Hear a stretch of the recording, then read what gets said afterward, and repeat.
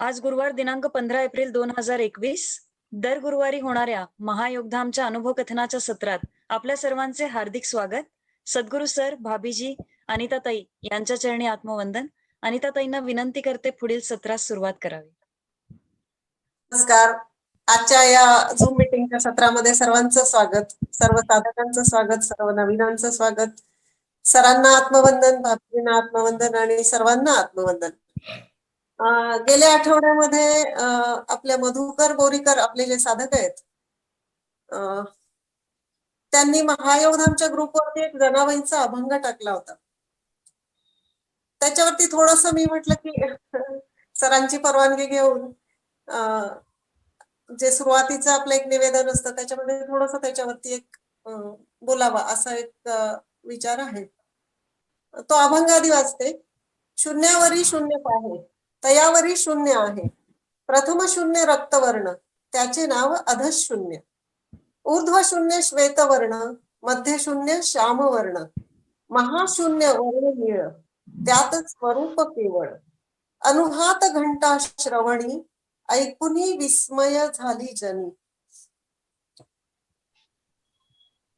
जनाबाईंना जो अनुभव आला, त्यांनी जे पाहिलं आणि त्याचं वर्णन ह्या अभंगामध्ये आलेलं आहे. सर नेहमी हा म्हणजे दाखला देतात की जो जो जेथवरी गेला तो तो तेथोनी बोलला. तसं हा अनुभव दाखवतो आपल्याला जनाबाईंचं सामर्थ्य, जनाबाईंचं सिद्धत्व आणि जनाबाईंचे अनुभव किती उंचीचे होते. शून्यावरी शून्य पाहे, तयावरी शून्य आहे. प्रथम शून्य रक्तवर्ण, त्याचे नाव अधशून्य.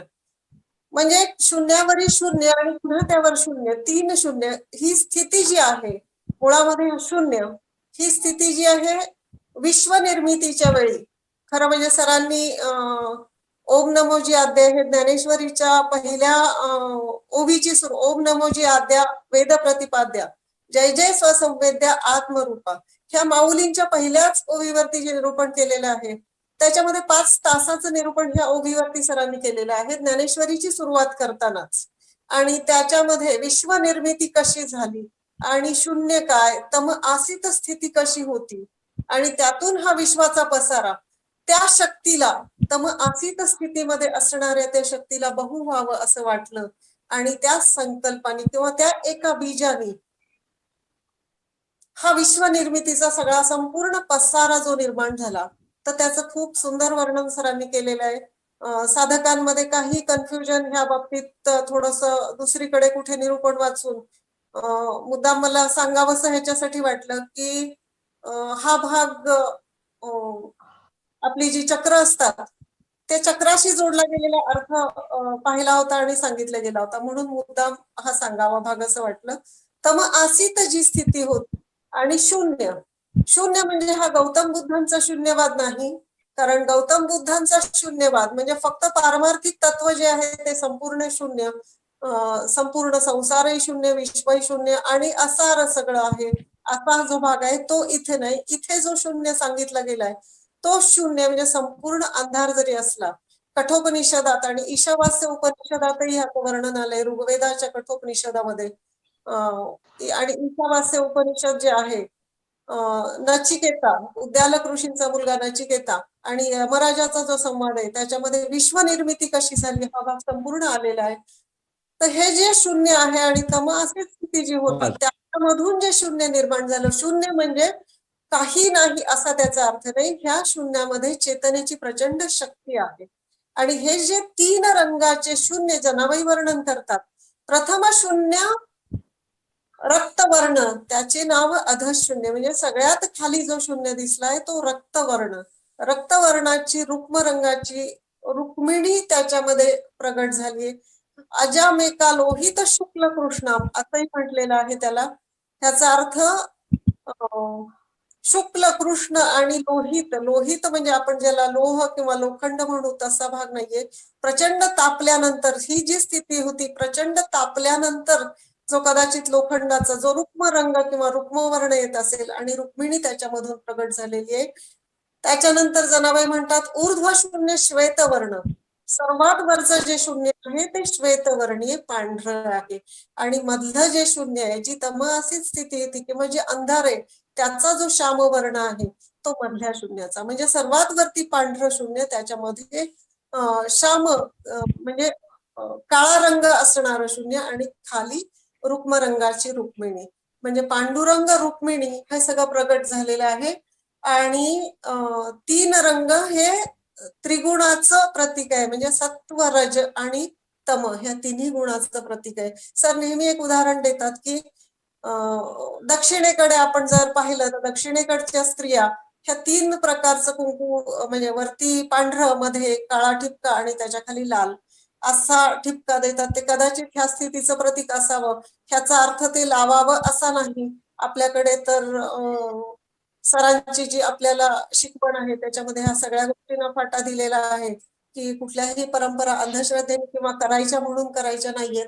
पण मूळ भाग असा आहे की हे 3 रंग जे प्रगट झाले, सत्वरज आणि तम, पांढरा पांडुरंग आणि रुक्मिणी जी प्रगट झाली, आणि त्याच्यानंतर जनाबाई असं म्हणतात महाशून्य वर्ण निळ त्यात स्वरूप केवळ, हे 3ही शून्य जे आहेत ते एका महाशून्यामध्ये, जे निळ्या रंगाचं आहे त्याच्यामध्ये लयाला पावलेले आहेत. 3ही शून्य त्याच्यामध्ये विरघळून गेलेले आहेत, लय पावलेले आहेत. आणि हे जे निळ वर्णाचं जे महाशून्य आहे ते महाशून्य म्हणजे भगवंताचा नीलवर्ण, त्याच्यात निर्गुण निराकाराचा नीलवर्ण, त्याच्यामध्ये प्रचंड शक्ती जी आहे तो नीलवर्ण प्रगट झालेला आहे.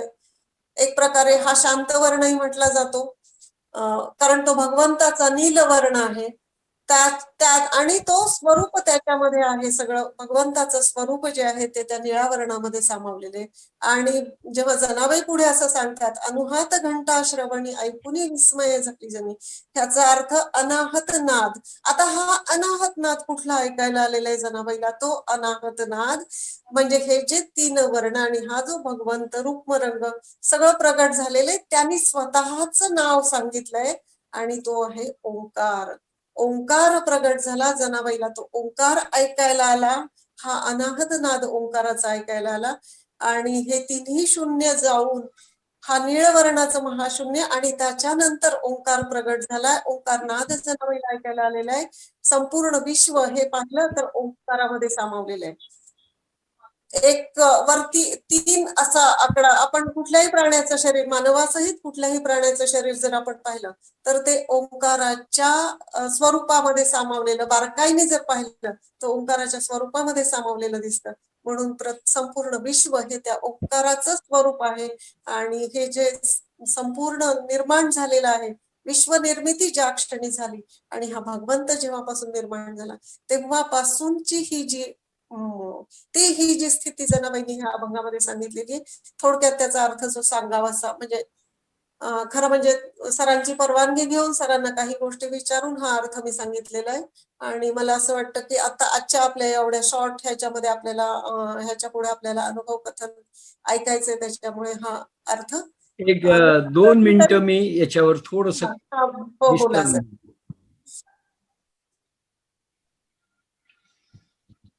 उपनिषदामध्ये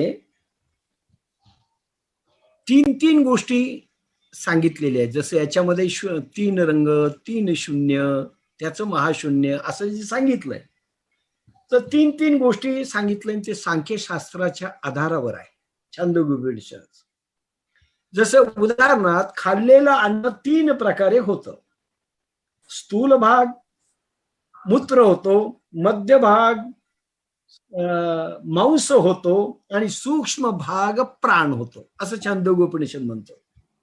प्यालेले अन्न जे पाणी आहे त्याचे 3 प्रकारात रूपांतर होतं. स्थूल भाग मूत्र होतो, मध्य भाग रक्त होतो आणि सूक्ष्म भाग प्राण होतो. खाल्लेले घृत किंवा तत्सम पदार्थ फॅटी, स्थूल भाग अस्थि, मध्य भाग मज्जा, सूक्ष्म भाग वाणी होतो. आता ह्या शून्याशी जोडताना छांदोग्योपनिषद म्हणतो एकेका देवतेला 3 भागात विभक्त केलं. जसं ओंकाराला 3 भागात विभक्त केलं, ज्याच्यामध्ये की 3 भागात, त्याला त्रिवर्त म्हणतात. शंकराचार्यांच्या मते हे 3 व्रत किंवा 3 देव, एकेका देवतेला 3 भागात विभक्त केलं म्हणजे कोणतं? एक देवतेला 3 भागात, म्हणजे 1 तेज, 2 जल, 3 अन्न. तेजामध्ये लाल रंग असतो.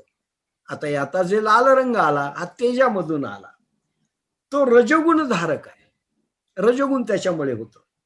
जल जल झालं निर्माण त्या देवतेपासून, तर श्वेत रंगाचं झालं तो सत्वगुण झाला. आणि अन्न कृष्ण रंगाचं निर्माण झालं, ते तमोगुण झालं. रजोगुण, सत्वगुण, तमोगुण, तेज, जल, अन्न, असं शंकराचार्यांनी त्याचं विभक्तीकरण केलंय. आणि म्हणून हे तिन्ही रंगातून एकत्र आले की नील रंग महाशून्याचा होतो. आता ते आलेलं आहे. एवढं मला सांगायचं होतं. त्रिदेव, एकेका देवतेचं 3 भागात कार्याच्या दृष्टीने विभक्तीकरण जे केलंय ते जनाबाईंनी 3 याच्यात सांगितलंय. थोडं विस्ताराने मी म्हटलंय त्या 3 देवतेचे 3 रंग. चला पुढे. असं वाटलं होतं नंतर कधी पूर्ण डिटेल सरांकडून ह्या अभंगावरती ऐकावं. आणि सगळ्यांची तशी इच्छा आहे. पण आज आपण आता अनुभव कथनाला सुरुवात करणार आहोत. आज आपल्याकडे अनुभव कथन करण्यासाठी येणार आहेत परभणीहून प्राध्यापक नरहरी फंड. 1999 साली त्यांना साधना मिळालेली. आपले ज्येष्ठ साधक आहेत, राहणार परभणीचे आहेत. त्यांचं मूळ गाव नरळत, तालुका मानवत, जिल्हा परभणी हे आहे. त्यांचं शिक्षण झालंय MA MPhil. MA त्यांनी इंग्लिश लँग्वेज मध्ये केलंय, म्हणजे इंग्रजीमध्ये त्यांनी MA केलेलं आहे. नोकरी त्यांनी परभणीतल्या मॉडेल इंग्लिश स्कूल मध्ये 16 वर्ष त्यांनी इंग्लिश विषयाचे अध्यापक म्हणून नोकरी केली आहे. त्याच्यानंतर परभणीच्या गांधी विद्यालयामध्ये त्यांनी 4 वर्ष मुख्याध्यापक म्हणून काम केलंय. आणि त्याच्यानंतर पुणेच्या गुरुबुद्धी स्वामी महाविद्यालयामध्ये त्यांनी इंग्लिशचे लेक्चरर म्हणून काम केलेलं आहे. फंड सरांच्या विषयी बोलायचं तर त्यांचं अनुभव कथन आपण साधकांनी लक्ष देऊन ऐकावं हा भाग तर आहे. अनेक घटनांमधनं, अनेक प्रसंगांमधनं, अनेक संकटांमधनं आध्यात्मिक हा एक आधार असल्यामुळे सरांचं एक सामर्थ्य आहे, कृपादृष्टी आहे, त्याच्यामुळे ते प्रत्येक ह्याच्यातून कसे पार पडत गेले हा भाग येईलच. पण फंड सरांचं एक वैशिष्ट्य असं आहे की शांतपणे काम करणं, त्याचा गाजावाजा न करता. स्वतःच्या कुटुंबाची आर्थिक परिस्थिती कितीही चांगली ते कदाचित ठेवू शकतात, ठेवली आहे. पण त्यांचा मूळ भाव असा आहे की आपल्या बेसिक गरजा भागल्यानंतर जे काही आपल्याकडे राहतं उरतं, हा अनुभव महायोगधामनी घेतलेला आहे. की अनेक वेळा आपण सरांना नको म्हणून सांगत असतानाही ते सांगतात की मला काहीतरी द्यायचंय. आणि अनेक ठिकाणी समाजामधल्या अनेक घटकांना, गरीब विद्यार्थी असो, घरामध्ये काम करायला येणारी मुलकरीण असो, तिच्या मुलीचं लग्न असो, आपले नातेवाईक ज्यांची परिस्थिती कदाचित अडचणीची आहे असे लोक असोत, अशा अनेकांना त्यांनी न सांगता, न बोलता किंवा त्यांना कदाचित न जाणवता ही मदत केलेली आहे.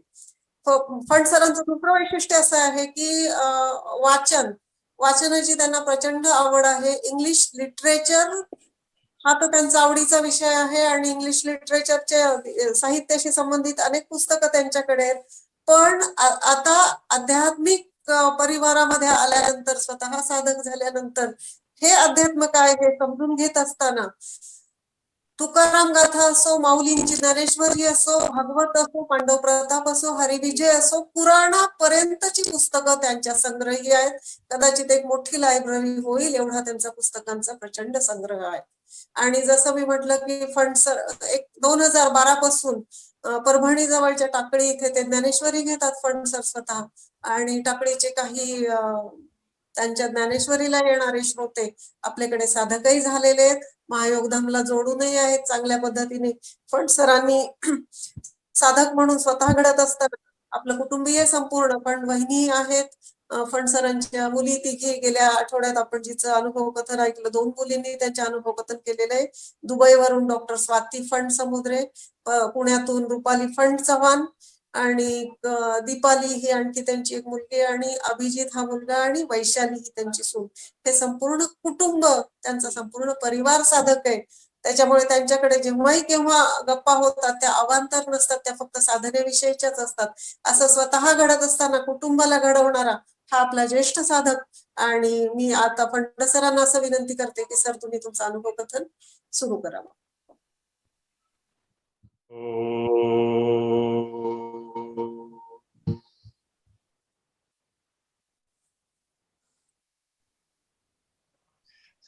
अभिवादन करून सरांच्या परवानगीने सुरुवात करतोय.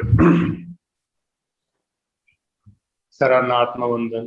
भाभीजी, अनिताताई, कीर्तीताई आणि इतर सर्व साधक आणि श्रोते यांना आत्मवंदन करून सुरुवात करतोय.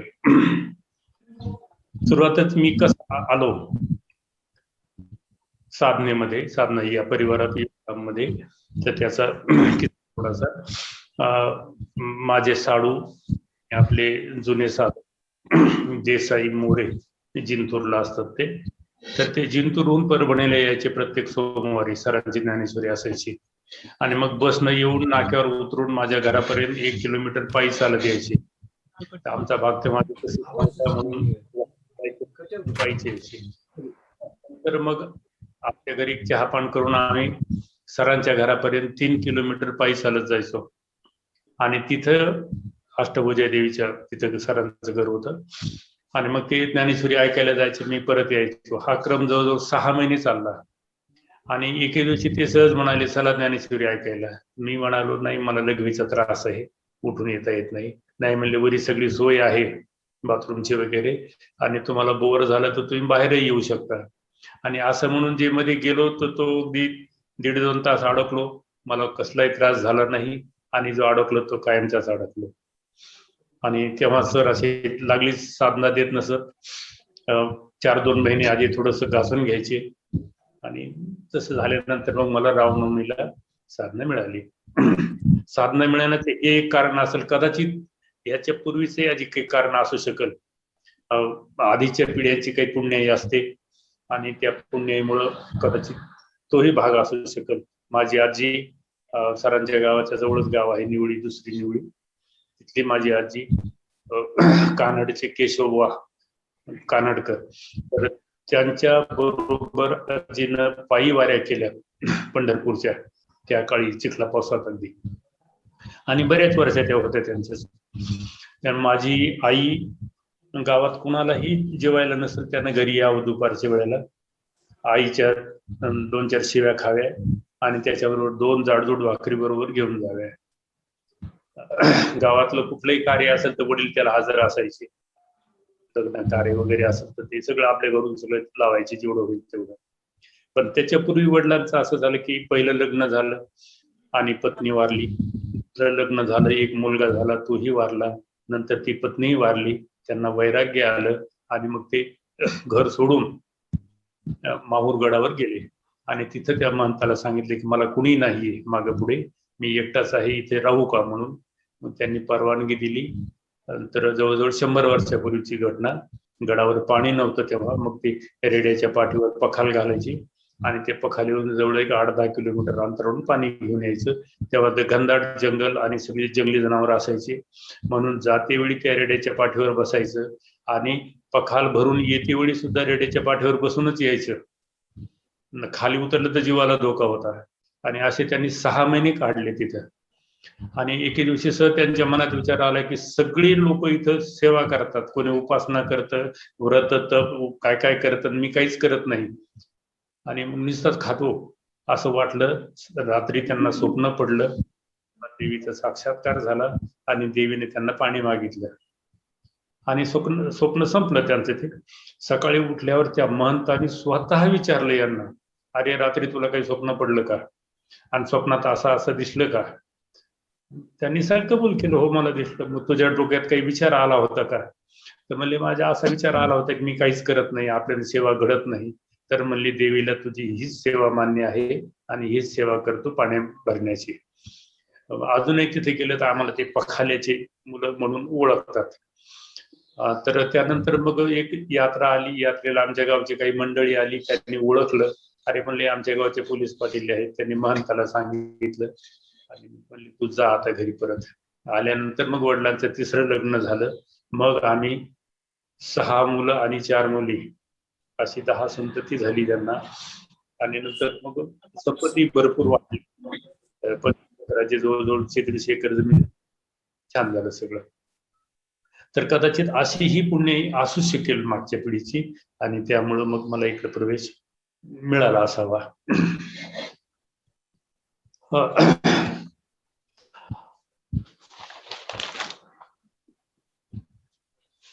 तर मला साधना मिळाली रामनवमी 99ला, आणि त्यानंतर 2-4 महिन्यातच मी सायकलवर नेहमी सायकल चालवली रिटायर होईपर्यंत, कुठलंही वाहन चालवलं नाही. तर सायकल चढावर थोडीशी जोरात जात एवढी छातीमध्ये थोडीशी कळ आल्यासारखी वाटली, म्हणून डॉक्टर परतानीला भेटायला गेलो. त्यांनी सांगितलं कुठल्या तरी सेंटरला जा, चेकअप करून या. मी हैदराबादला गेलो, तिथं चेकअप केलं. त्यांनी सांगितलं की तुम्हाला बायपास करावं लागेल आणि त्या तयारीने या तुम्ही. तिथं एक डायट्रिशियन होती, डॉक्टर अनुसया MD, आणि मग त्यांनी माझे पेपर्स वगैरे पाहिले आणि मग त्यांनी म्हणले तिथं जो फॉर्म भरायचा होता त्याच्यात एक कॉलम होता ऑक्युपेशन, व्यवसाय तुमचा. मी लिहिले होतं टीचर. तर तिने म्हणले तुम टीचर हो, इतना पैसा कहाँ से लाओगे, एक तर, और 6 महीने तक तुम मरते नहीं हो, और अगर मरने वाले हैं तो डॉक्टर क्या करेगा, और पेशेंट ऑपरेशन टेबल पर भी जा सकता है, आणि मग त्याच्यासाठी डाएट इज मेडिसिन, इतना ख्याल करो. ही 2 वाक्य मला नंतर लक्षात आली, तिथं नाही लक्षात आली. सर चरवंतर पण सांगायचे, तर त्याचा मला तिथं रेफरन्स लागला की डाएट इज मेडिसिनचा. आणि पेशेंट ऑपरेशन टेबल पर भी जा सकता है याचा संदर्भ रुबी हॉलला जेव्हा माझं बायपास झालं तेव्हा आला. यानंतर लागलीच येते. तर मी हैदराबादहून आल्यानंतर सिव्हिअर डायटिंग केलं. 1-1.5 महिन्यात 14 किलो वजन कमी केलं. माझं कोलेस्टेरॉल जे 250 होतं ते अगदी नॉर्मल, बिलो नॉर्मल आणलं अगदी. आणि ज्या डॉक्टरनं पॅथॉलॉजी लॅबमध्ये ही टेस्ट केली त्यांनी म्हणे मी माझ्या हाताने केलं म्हणून याच्यावर विश्वास ठेवायचा, दुसऱ्या लॅबचा असं तुम्ही विश्वास ठेवला नसता. एवढा त्याच्यात परिणाम झाला. आणि माझं त्या हैदराबादचं ऑपरेशन जवळजवळ 10 वर्ष टाळल्या गेलं. पण नंतर मग थोडस आहारामध्ये शिथिलता आली, चरवंतर पण बरोबर झालं नाही, आणि नंतर मग ती तब्येत बिघडत गेली. आणि एका शिबिराला आळंदीमध्ये असताना मी होतो, माझी पत्नी आणि रुपाली होती आणि अभिजित होता, आम्ही चौघ होतो. स्वाती तेव्हा होती. संध्याकाळी झोप डॉक्टर परतानी आणि सरांचा एक संवाद की ह्याचा ECG थोडासा बरोबर येत नाही, तर सर म्हणले जाऊन चेकअप करून या. सर तेव्हा हॉलमध्ये झोपायचे, सतरंजीवरच, विशेष म्हणजे एवढंच होतं, एका कोपऱ्यात असायचे आणि आम्ही बाजूला असायचो, तेवढंच ते. मग दुसऱ्या दिवशी सकाळीच गाडी तयार झाली, माझं स्नान वगैरे झाले की डॉक्टर भंडारे यांनी सांगितलं चला गाडीत आपल्याला बसायचंय. आणि मग गाडीत बसलो मी, डॉक्टर भंडारे, पोकर्णाजी, कमल मंत्री मामा आणि त्यांचा तो ड्रायव्हर शेख. कुठं जायचं मला काही कुणी सांगितलं नाही, काही नाही, माझ्या खिशात 5 पैसे नाहीत, कुठले डॉक्युमेंट्स नाहीत, काही नाही. आणि सरळ गाडी रुबी हॉलला. तिथे एन्जिओग्राफी झाली, सगळे डॉक्युमेंट्स वगैरे झाले, ऑपरेशन करायचं ठरलं. हे 24 डिसेंबरला. 25 डिसेंबरला नाताळ असतो आणि बहुतेक स्टाफ हा केरळी असतो, ख्रिश्चन, म्हणून 25 डिसेंबर नको म्हणले आणि मग 26 डिसेंबरला बायपास करायचं ठरलं. तेव्हा शिबिर शेवटचा दिवस संपलं होतं आणि त्या काळात एक प्रथा होती की शेवटच्या दिवशी भाभीजींना विनंती केली की त्या कुठल्या तरी एखाद्या टूरला घेऊन जायच्या. आणि तशी मग टूरला गाडी निघाली आणि सगळे ते त्या मूडमध्ये होते. पण सर म्हणजे आता मला बाळूमामाची सिरियल पाहते वेळी आठवण येते, ते त्यांचा एखादा भक्त संकटात असला की बाळूमामा कुठेतरी शून्यात दृष्टी लावतात, कुठेकडे पाहतात, कुणाला बोलत नाहीत, काही नाहीत असं. तर तशी गाडीमध्ये सर स्तब्ध बसलेले, कोणाशी बोलले नाही, काही नाही, काही नाही. त्याच्यामुळे सगळी गाडी चिडीचूप, कोणाचाही आवाज नाही. माझं बायपास झालं आणि ऑपरेशन संपलं की डॉक्टरच्या लक्षात आलं ऑपरेशन फेल झालं म्हणून. तिथं माझी मुलगी स्वाती होती, ती रडायला लागली थोडीशी. मग जावयानं समजावलं, तू रडशील तर बाग आई आहे, बाकीचे बहीण भाऊ आहेत ते काय करतील, म्हणून ती शांत झाली. आणि मग नंतरची कमाल झाली ती कमल मंत्री मामाची. त्यांनी डॉक्टरांशी काय चर्चा केली, वादावादी केली, भांडाभांडी केली, काय केली, आणि आगाऊचे 50,000 द्यायचे, पुन्हा ती त्यांनी कुठून व्यवस्था केली त्यांची त्यांनाच माहिती. आणि पुन्हा रिऑपरेशन झालं, ते सक्सेस झालं आणि सहलीच्या गाडीत आवाज सुरू झाले. तोपर्यंत सहलीच्या गाडीत कुठलाही आवाज नव्हता, चिडी चुप्प अगदी होते सगळे. तर ही आठवण येते त्या घटनेची मग. आणि ही सिरियल पाहते मला पुन्हा पुन्हा आठवण येते अगदी, दररोज सिरियल पाहिली ती बाळूमामाची. तिथे रुबी हॉलमध्ये जेव्हा मला जनरल वॉर्डात आणण्यात आलं तेव्हा माझ्या जेवणाची सोय. तर आता खरं तरी पुणेरी आग्रह म्हणून थोडस वेगळ्या दृष्टीने म्हणतात त्याला, टिंगल केल्यासारखं. आपलं जेवण झालं तर असेल, आपण चहा घेणार का, आपल्याला एवढं गाडी आहे, असं आहे तसं आहे म्हणून. पण तिथला अनुभव माझा तसा नव्हता. त्यांनी एक स्वतः टाइम टेबल केलं सगळ्यांनी, की किती दिवस पेशंट राहणार आहे, त्याला किती वेळेला डबा लागणार आहे, कोणाला वेळ आहे कोण्या दिवशी आणि कोण्या वेळेला. आणि असं करून त्यांनी केलं. मला आदल्या दिवशी येऊन सांगायचे उद्या माझा नंबर आहे आणि तुम्हाला डब्यात काय आणू. आणि विशेष मला त्यावेळेचं आठवतं सुरवाडे मॅडम, त्यांच्या माझ्या वयात काही फारसा फरक नव्हता. पण त्या आल्यानंतर मी बेडवरून हात जोडले, त्यांनी दोन्ही हात माझ्या हातात घेतले आणि मला माझ्या आजीची आठवण झाली. जेव्हा मी आजोळी जायचो, आजीच्या पाया पडायचो, आजीच्या चेहऱ्यावरून हात फिरवायची, डोक्यावरून हात फिरवायची, पाठीवरून हात फिरवायची. तो स्पर्श मला सुराडे मॅडमच्या स्पर्शामध्ये जाणवला. आणि त्यांनी आणलेली मेथीची भाजी मी अजूनही विसरलो नाही. बाकीच्यांचे सगळ्यांचे डबे तर होते, प्रश्नच नाही. आणि विशेष म्हणजे मंत्री मामाचं, त्यांनी सांगितलं उद्या माझा नंबर आहे, काय आणू. मी म्हणलं काही आणा. म्हणजे उपीट चालेल का. मी म्हणलं ते काय असतं. अहो म्हणले आपल्याकडे त्याला उपमा म्हणतात. म्हणजे काही बाबीने एवढा मोठा डब्बा भरून अगदी ते उपीट दिलं. तर हा तो तिथला अनुभव. त्याच्यानंतर मला परत यायचंय. तर ट्रॅव्हल्स मध्ये सुरुवातीच्या 6 सीट, म्हणजे सीट म्हणल्यापेक्षा बेड आमच्यासाठी मामाजीने रिझर्व करून ठेवले. त्याचे तिकिटाचे पैसे त्यांनीच दिले. आणि विशेष म्हणजे गाडीत बसते एवढी मला 5,000 रुपये, 2008चे 5,000 आहेत, आजचे नाही आहेत. कशासाठी. तिथे गेल्यावर तुला खर्चायला लागतील. तुझ्या घरात पैसे नसतील, बँकेत आहेत का नाहीत माहित नाही, असतील तर तुला जाता येणार नाही बँकेत, आणि म्हणून हे पैसे थोडे. आणि ड्रायव्हरला सूचना दिली की हा पेशंट म्हणेल तेव्हा म्हणेल त्या ठिकाणी गाडी थांबवायची, गाडी साईडला घेतो, जागा नाही वगैरे काहीही म्हणायचं नाही. आणि ही एवढी. परत आल्यानंतर डॉक्टर प्रतांच्या त्यांनी माझ्यासाठी एक स्पेशल रूम करून ठेवली, तिथं 15 दिवस राहिलो मी. तर एवढे एक अनुभव. आणि मग कशी विसरायची. असं म्हणतात की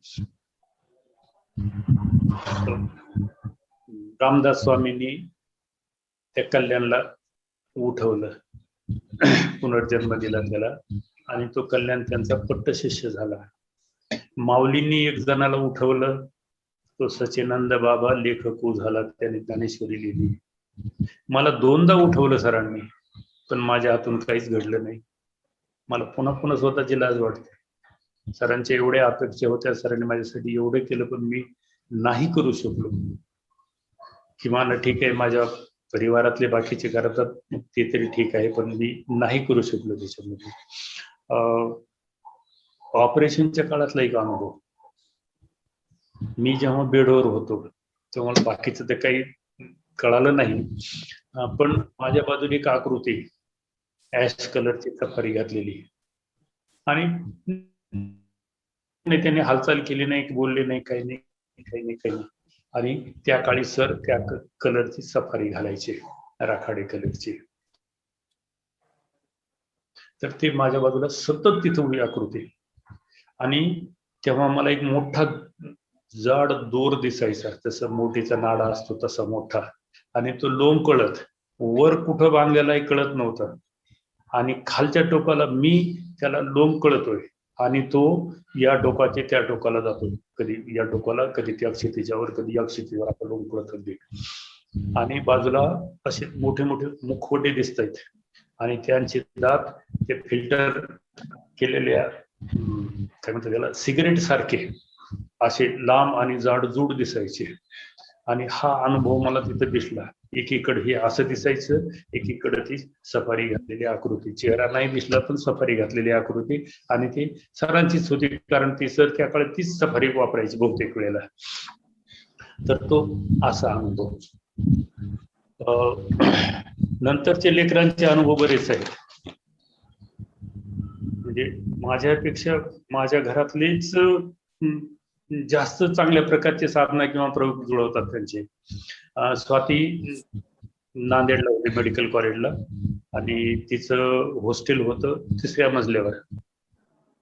तर खालचे 2 मजले प्रशासकीय होते, आणि संध्याकाळी मग ते सगळे लाईट ऑफ असायचे, लॉबीमध्ये सगळा अंधार असायचा, आणि तिला कुण्या मैत्रिणीचा वगैरे काही बोलावणं आलं तर वरून खाली यावं लागायचं, आणि एवढ्या लॉबीतून ती एकटीच यायची 2 मजल्याच्या पायऱ्या जिने होतो, कुठे उजेड नाही, सगळ्या अंधारातून. तिला सहज विचारलं, तुला भीती वाटत नाही का?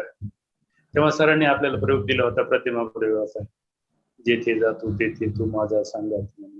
ती म्हणे, माझा कृष्ण सखा माझ्या बरोबर असते वेळी मला भीती कशाची? आणि ती बेधडक यायची, बेधडक जायची. हो, मी म्हणलं भीती नाही, म्हणजे भीती कसली? म्हणले, माझा कृष्ण सखा माझ्या बरोबर सततच आहे म्हणजे 24 तास.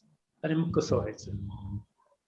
तरी असं तिची 3rd इयरची फीस भरायची होती, आणि अचानक फीस वाढली, आणि तिच्या वर्गातली एक मैत्रीण कॅटेगरीची होती, बहुतेक SC असावी, आणि घरून मोजकेच पैसे आलेले, घरची परिस्थिती हालाकीची, आणि अचानक ही फीस वाढल्यामुळे ती रडायला लागली.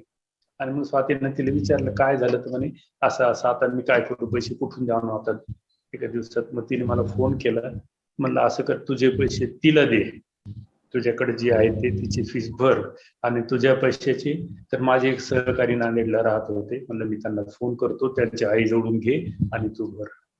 तर ही अशी म्हणजे बापसे बेटा सवाई म्हणल्यासारखं, बापसे बेटी सवाई, तशा प्रकारे निघाली ती. पुढचा प्रसंग दीपालीच्या लग्नाचा. तर त्याकडे 2 स्थळं माझ्यासाठी आली होती. मुलीच्या पसंतीची काही अडचण नव्हती, दोन्ही नात्यातलीच होती. आणि मग सरांना सहज म्हणलं, सर की अशी 2 स्थळं आली, की एक मुंबईचं आहे, एक पुण्याचं आहे. माझं वाक्य संपायच्या आधी म्हणले, आपल्याला मुंबईचं नको, पुण्याचंच पाहिजे. पण रुपालीच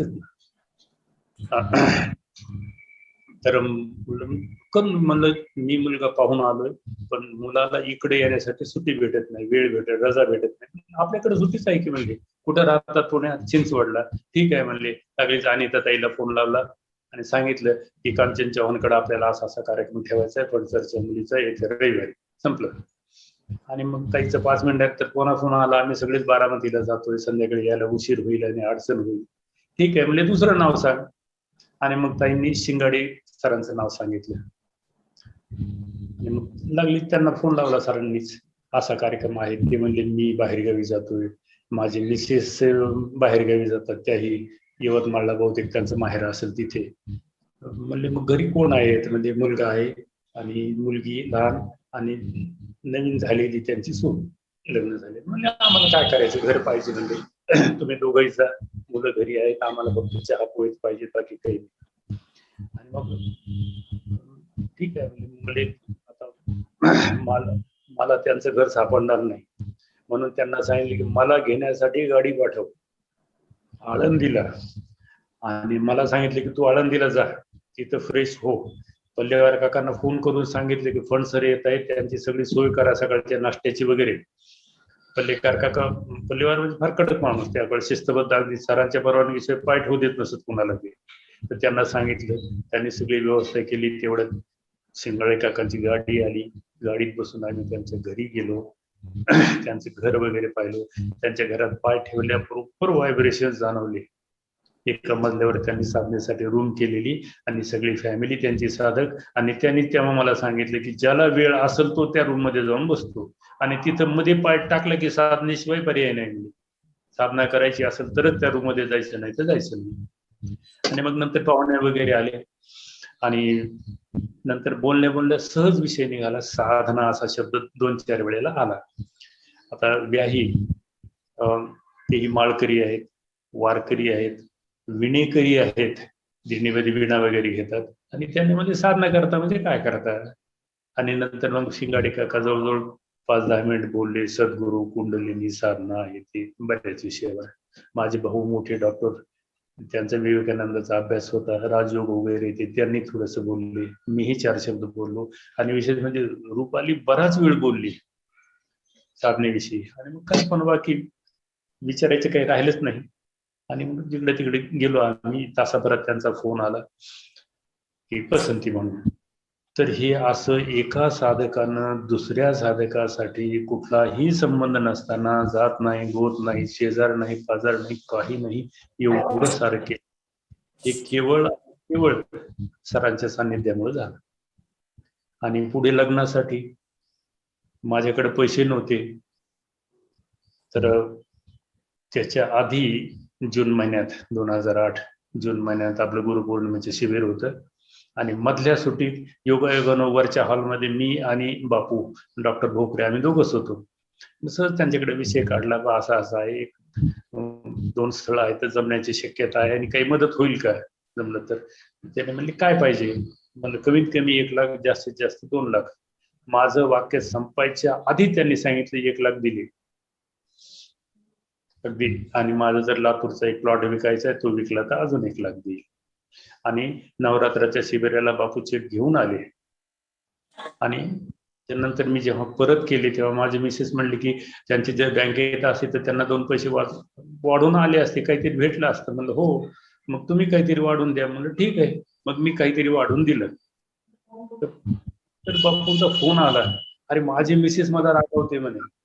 का तर आपण आपली मुलगी समजून त्यांना पैसे दिले होते आणि त्याच्यासाठी ते आगाऊची कशी घेतली तुम्ही म्हणून.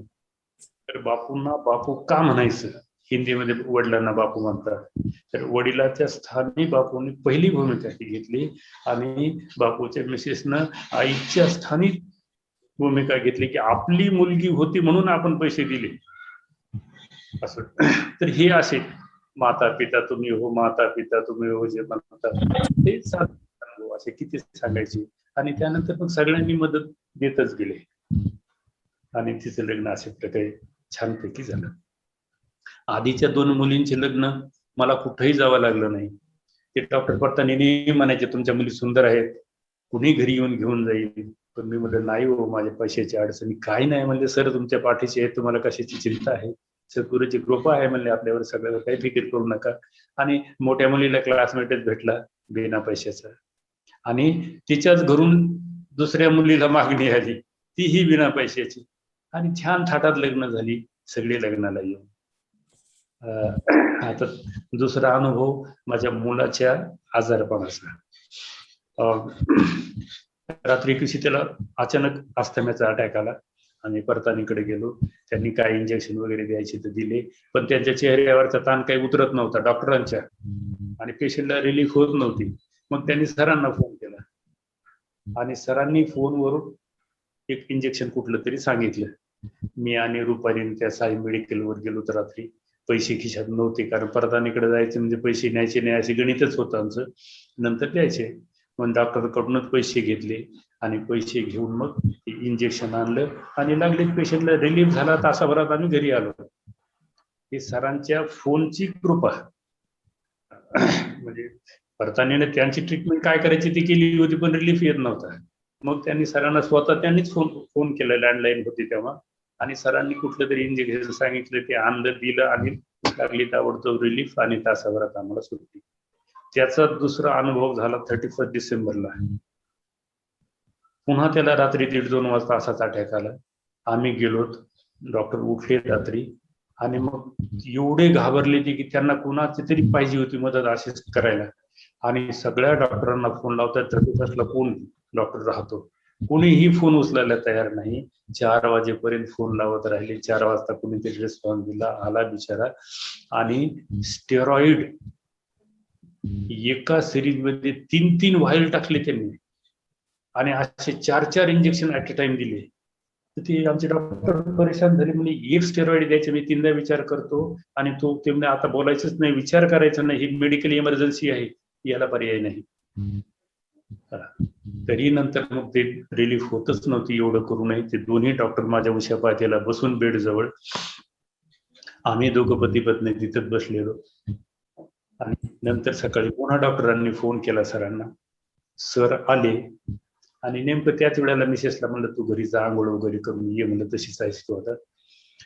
आणि सर तिथं बेड जवळ आले पेशंटला, त्यांनी पाहिलं, त्याला काही होणार नाही म्हणजे फिकीर करू नका तुम्ही, काळजी करू नका, ठीक होईल असं सर म्हणतायत बोलतायत. नेमकं त्याच वेळेला मिसेस घरी होती. तिनं हातात चहाचा कप घेतलेला, कप आणि अचानक तिच्या समोर तिला सर दिसले आणि तेच म्हणतात, अरे त्याला काही होणार नाही, काळजी करू नको, कशाला काळजी करते. आणि अशी बऱ्याच वेळ बसली ती, तिशीच उभीच ती, आणि डोळे उघडले तर समोर कुणी नाहीये. म्हणजे ऍट ए टाइम सर माझ्या पेशंट बरोबर, मी आणि ते आम्ही तिथे दवाखान्यात होतो, आणि मिसेसलाही समोर तिथं आधार देत होती की चिंता करू नकोस, मी आहे, त्याला काही होणार नाही. हे असे अनुभव सरांचे.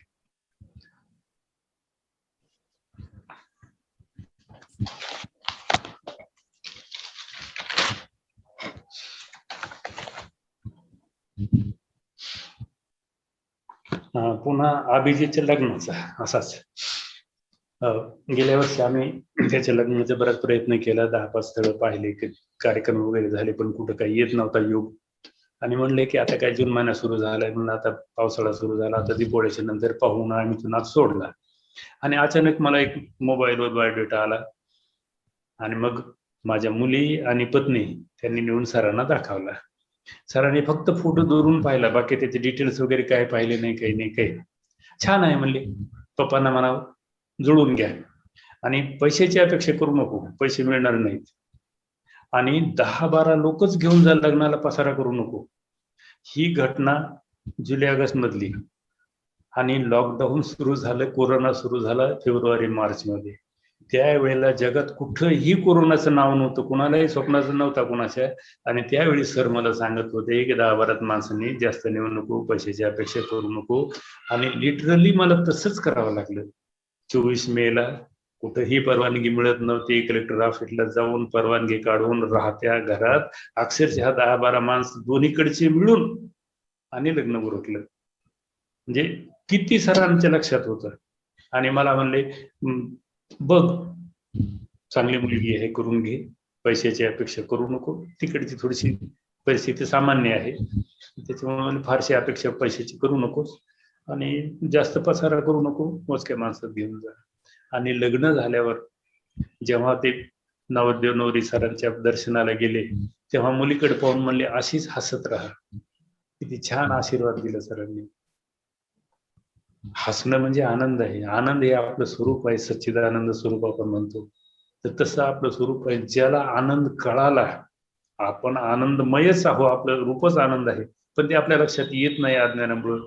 ज्याला मिळाला तो महाभाग्य, त्याचं सद्भाग्य उदयाला आलं. आणि त्या सुनबाईला सर स्वतः आपण होऊन म्हणाले की अशीच हसत राहा आणि लवकरच साधक हो. आणि गणेश चतुर्थीला स्वतः सरांनी फोन करून सांगितलं की तिला साधना द्यायची आणि पुढचं प्रोसिजर कर. त्याच्याबरोबर माझा एक पुतण्या होता आणि दोघांना माझ्या घरीच साधना सरांनी दिली. कसंही तुकाराम महाराजांना स्वप्नामध्ये दृष्टांत भेटला आणि एक पावशेर तूप मागितलं. इथं धडधडी जागेपणे स्वतः सरांनी आपण होऊन कृपा प्रसाद दिला आणि दक्षिणा काहीही मागितली नाही. साधना कर हीच दक्षिणा आहे. सर कोणालाही मागत नाही. काही लोकांनी गैरसमज कोणाचे झाले असतील तर ते गैरसमजातून झाले. सरांनी आपण होऊन कोणालाही पैसे, ज्याला शक्य आहे त्यांनी मदत करावी, नसेल त्यांनी समर्पण करू नये. साधना हेच समर्पण आहे आणि खऱ्या अर्थानं तेच आहे. 2 पैसे दिलेले टिकणार नाही, ते कुठेतरी खर्च होणारच आहेत. आपल्याजवळ राहिले तरीही, योगधामला दिले तरीही. पण साधनेचं जर धन कमावलं तर ते आपल्याही उपयोगाचं आहे, योगधामच्या उपयोगाचं आहे, सर्व साधकांच्या आणि आपल्या परिसरांच्याही उपयोगाचं आहे. तर हे असं मध्यंतरी थोडस आपल्याकडे पक्षांतर झालं. काही लोकांनी मला प्रत्यक्ष अप्रत्यक्ष म्हटले, हे जे आज मी आहे हे माझ्या गुरुचं कृपाधन आहे, त्यांनी दिलेला जन्म आहे, हा माझा पुनर्जन्म आहे आणि याच्यावर आता माझा अधिकार नाही, मी काही कोणीकडे इकडे तिकडे विचार करू शकत नाही. आणि समजा करायचं जरी ठरलं तर माझ्या घरातल्या इतरांच्या श्रद्धा एवढ्या पक्क्या आहेत की त्याच्यामध्ये थोडाही बदल होणं शक्य, मी किती डोकं आपटलं त्यांच्या समोर शक्य नाही. त्याच्यामुळे हा विचार सोडा. चार दोघांनी 4-2 वेळेला म्हणून पाहिले तर मग तो विषय संपला तिथेच. आणि शेवटचा मुद्दा 2012च्या मार्च महिन्यात मी रिटायर झालो आणि त्याच महिन्यात नेमकं दिलीपराव देशपांडे आपले साधक त्यांनी मला म्हणले की सर असं म्हणताय की कारेगावला आणि टाकळीला आपल्याला नवीन सेंटर सुरू करायचे आणि तिथे ज्ञानेश्वरी सुरू करायची. ठीक आहे. मग आम्ही घरात चर्चा केल्या, मिसेस 1, 2, 3 चक्रा केल्या आणि काही श्रोते तयार झाले ज्ञानेश्वरी ऐकायला. मग मी दिलीपरावांना म्हणलं तर ते म्हणले तुम्ही आता आणि सुजाताताईकडे जा. मग सुजाता माऊलीकडे गेलो तर त्या म्हणल्या तुम्ही सरकडे जा. म्हणलं माझा असा फोको का करताय तुम्ही इथून तिथं तिथून तिथं. मग त्याने फक्त हात जोडले, बाकी काहीच म्हणलं नाही. बस तुम्ही सरांच्याकडे जा. सरांच्याकडे गेलो तर सर म्हणले अरे बोलणारी एकच बाई आपल्याकडे आणि तिला कुठं कुठं मिरवायचं म्हणते, असं कर तूच बोल, तुझी तयारी होईल. आणि मी तो आदेश समजला सरांचा आणि कामाला लागलो. मार्च महिन्यात रिटायर झालो आणि एप्रिल महिन्यात माझी टाकळीला ज्ञानेश्वरी सुरू झाली. तर तेव्हापासून जे सुरू झाली 2012 पासून तर ती लॉकडाऊन लागेपर्यंत अखंड चालू होती. मध्यंतरी काही अडचण आली तर आम्ही ते वार बदलायचो, दुसऱ्या वारी घ्यायचो, पण आठवड्यातून 2 दिवस आमची ज्ञानेश्वरी व्हायचीच तिथं. वेळ अगदी 7 म्हणजे 7. सरांचं गणित एकही मिनिट उशीर करायचं नाही, 1 मिनिट लवकर करायचं नाही. जे कोण 4 श्रोते असतील ते असतील आणि मग सगळ्यांना सवय लागली म्हणून बरोबर 7च्या ठोक्याला सगळे हजर व्हायचे आणि 8च्या ठोक्याला संपवायचं, पुढे त्याच्या लांब व्हायचं नाही. आणि विशेष म्हणजे त्या 2 दिवशी आता तिथं माझी सासरवाडी आहे, माझी बहीण आहे, इतर नातेवाईक आहेत, मित्रमंडळ आहे, गरज आहे. कुणाच्याही घरी जायचं नाही, कोणाकडे पाणी प्यायचं नाही, चहा प्यायचं नाही, काहीही नाही. एक स्रोत आहे, त्याच्या घरी आंब्याचं झाड आहे, चांगल्या प्रतीचे आंबे असतात. एका पिशवीत घेऊन आला. अहो म्हणलं मला महाराज करू नका तुम्ही, मला सवय लागेल तशीच पुन्हा. मग अडचण येईल तशी. हो नाही करता करता म्हणजे आमच्या बहिणीसाठी म्हणलं असं करा, उद्या तुमच्या बहिणीला जेवायला तुमच्या घरी बोलवा, आम्ही दोघं येतो, पण आज मला माफ करा, मी काही तुमच्या इथे घेणार नाही. 2 वर्ष झाल्याच्या मग श्रोते ऐकत ऐकत थोडासा परिणाम झाला आणि जवळजवळ 6 साधक झाले तिथले, 4 महिला आणि 2 पुरुष. जवळजवळ सगळेच नियमित येतात. त्यांच्यामध्ये बदलही खूप झालाय. विशेषतः त्यातली एक महिला शोभा देशमुख, अकाली वैधव्य आले तिला, 2च लहान लेकरं, जी रडायची. कुणी समोर दिसले की देवानं असं काय केलं असं, देवानं अक्षरशः धडधडा रडायची.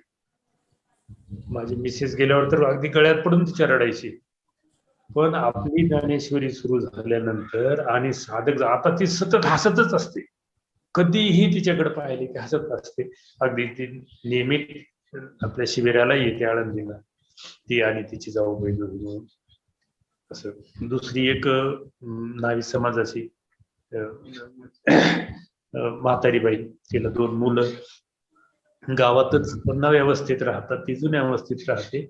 आणि मग तिनं एक 4-6 महिने झाल्यानंतर सांगितलं माझ्यात काय बदल झाला. काय झाला, ही माझी मुलं म्हणले मी दिसल म्हणून गावात आले तर दुसऱ्या रस्त्याने जात होते गावात, पण त्या रोडने येत नव्हते. त्यांच्या बायका म्हणजे सुना भांडायच्या, शिव्या द्यायच्या, मुलांना जवळ येऊ द्यायचे नाही, नातवांना येऊ द्यायचे नाही. आणि आज म्हणले सगळे माझ्या घरी येऊन जातात, मला विचारतात काय पाहिजे काय नाही. तर एवढा बदल झाला त्याच्यामध्ये. 2 वर्षानंतर आमचे एक भाऊ म्हणले तुम्ही दुसऱ्यांना ज्ञानेश्वरी सांगायला तर आपल्या घरच्यांचाही फायदा होते. आणि म्हणून मी इथं जो टाकलेला 10 किलोमीटर जायचा माझी मोपेड घेऊन, त्याच मोपेडवर मी 35 किलोमीटर गावाकडे जायला लागलो सकाळी. कुठलाही पावसाळा असो, हिवाळा, उन्हाळा.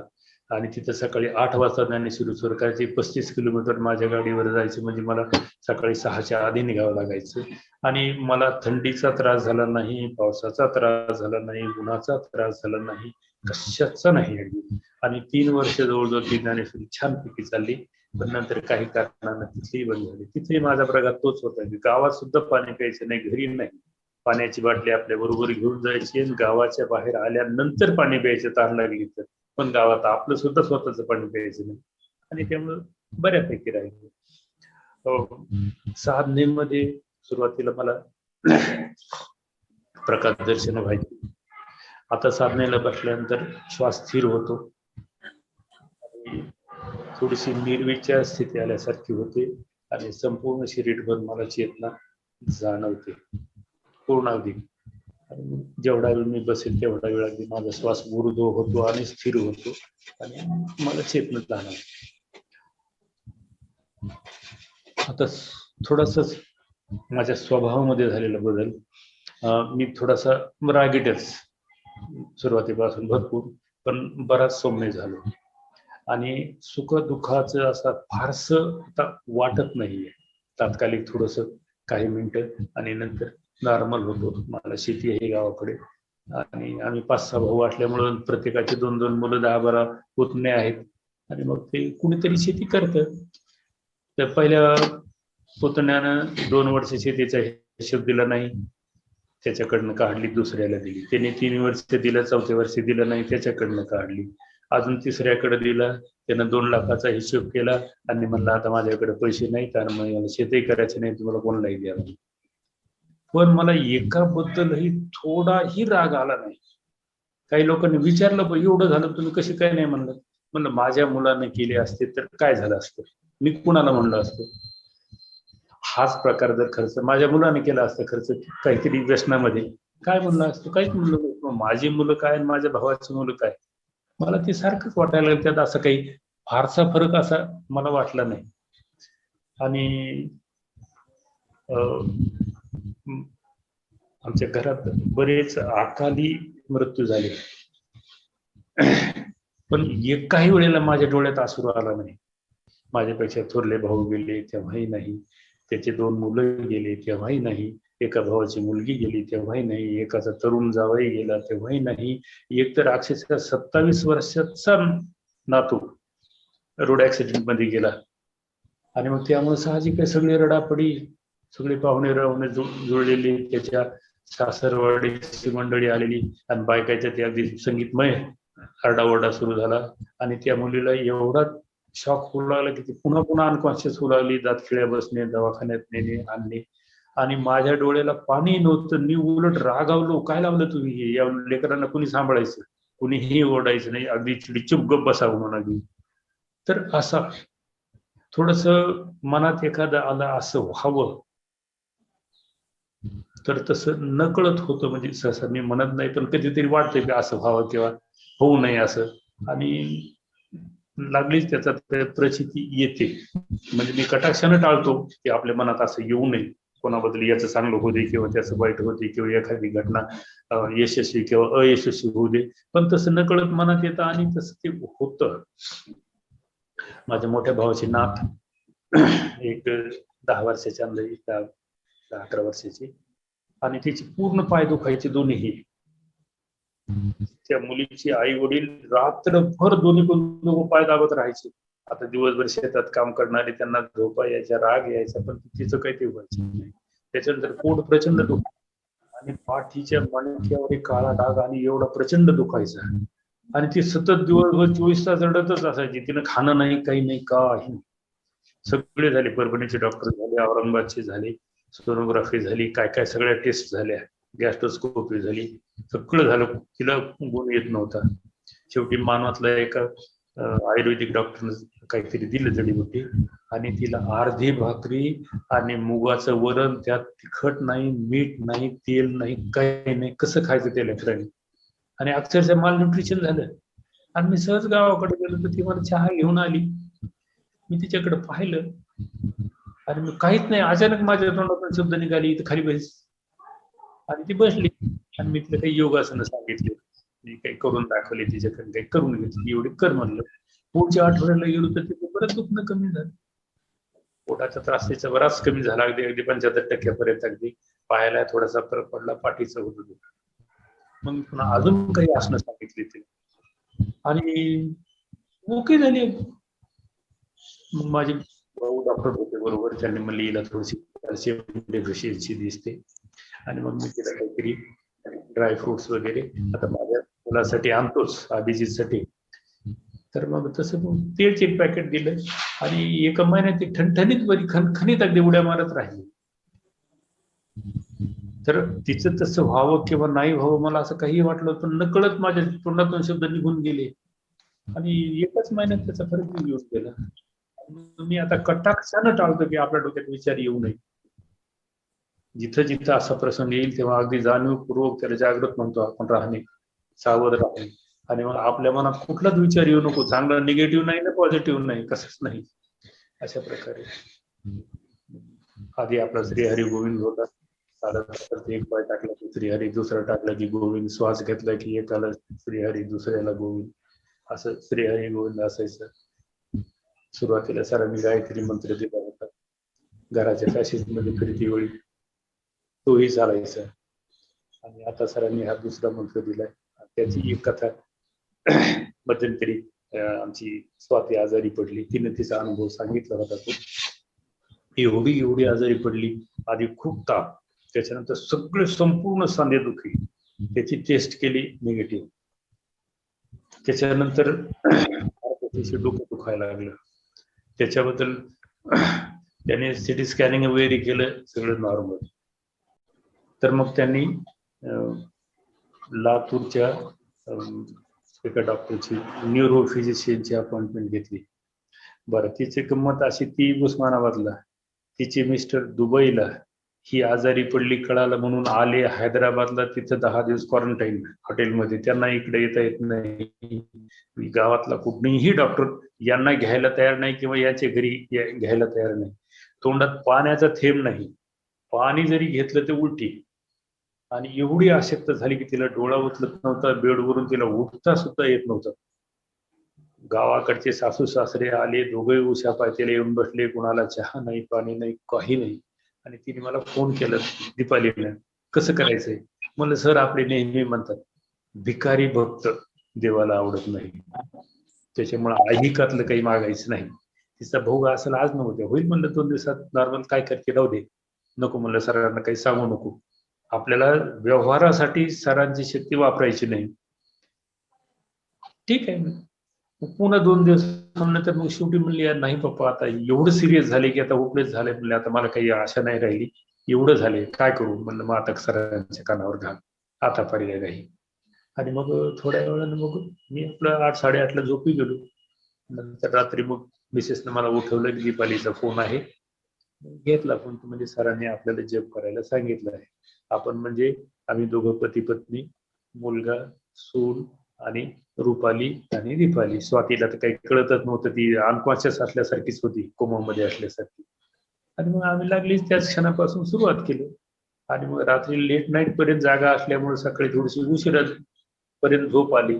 तर पुन्हा तिचा फोन आला, रात्री फार जोरात साधना केली का तुम्ही? काय झालं बाई? पेशंट म्हणले सकाळी आपोआप उठला, उठून बाथरूमला गेला, तोंड वगैरे धुतलं, त्यानं चहा मागितला, चहा घेतला, थोड्या वेळानं नाश्ताही केला आणि घराची साफसफाई केली रूमची. म्हणली जादू आहे, म्हणजे चमत्कार. सासूबाई ते पाहत राहिली, म्हणले तिची विश्वासच बसणं, नवऱ्याचाही विश्वास बसणं, असं कसं झालं म्हणून. आणि मग मी आणि त्या ताईला फोन करावा म्हणलं सरांना सांगण्याच्या आधी, आणि त्या ताईला सांगावा. त्यांचा 2दा फोन एंगेज झाला. नंतर तिसऱ्यांदा त्यांचा फोन आला, म्हणलं तुम्हाला एक चमत्कार सांगायचा, सांगा म्हणले, तुमच्याकडे नेहमीच चमत्कार असतात. आणि मग मी असं सांगितलं, नाही म्हणजे खरोखर चमत्कार आहे. म्हणजे सद्गुरूची कृपा असल्यावर काय चिंता कशाची, तिथं काय मागावंच काय आहे, त्यांनी ठरवलंच द्यायचं म्हणलं ती काही देऊ शकतात, कसंही देऊ शकतात. तिथं असं काही असं विशेष काही आहे असं वाटत नाही, ते सहज आहे, सहजच होतं त्यांनी. आणि मग त्यांचे शब्द काही खाली जाणार नाहीत असं झालं. आणि तो एक स्वातीचा फार मोठा अनुभव होता. मग असे चालत चिल्लर अनुभव बरेच येत राहतात. पण आमच्या सगळ्यांचं ठरलेलं आहे की ऐहिकासाठी मागायचं नाही, तो आपला प्रारब्ध भोग समजायचा आणि भोगून घ्यायचं. प्रारब्ध भोगावंच लागतं. मग सरांना वाटलं सद्गुरूंना तर त्याला थोडस ते सॉफ्ट करू शकतात. एवढं करते सहनशील आपल्याला होण्यापुरतं एवढं म्हणून होतं. मग आता थांबायला हरकत नाही, थांबतो सरांच्या कृपेने. हो.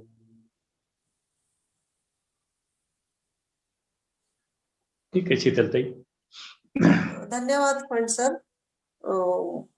इतक्या वर्षांच्या पासून आपण 1999 पासूनचे साधक आहात आणि ह्या आध्यात्मिक वाटचालीमध्ये जी वृत्ती घडलेली आहे आणि ज्या पद्धतीने येणाऱ्या प्रसंगाकडे पाहण्याची तुमची तयारी आहे किंवा जे प्रसंग तुम्ही सांगितले त्यातून तुम्ही कशा प्रकारे गेले आणि जे अनुभव तुम्ही सगळ्या आपल्या साधकांसाठी इतरांसाठी सांगितले त्याच्याबद्दल पुन्हा एकदा तुम्हाला धन्यवाद देते.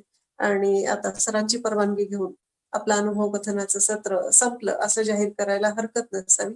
शीतल सरांची परवानगी घे आणि सांगू. सद्गुरू सरांच्या परवानगीने आजचं सत्र संपवते. आत्मवंदन सर्वांना.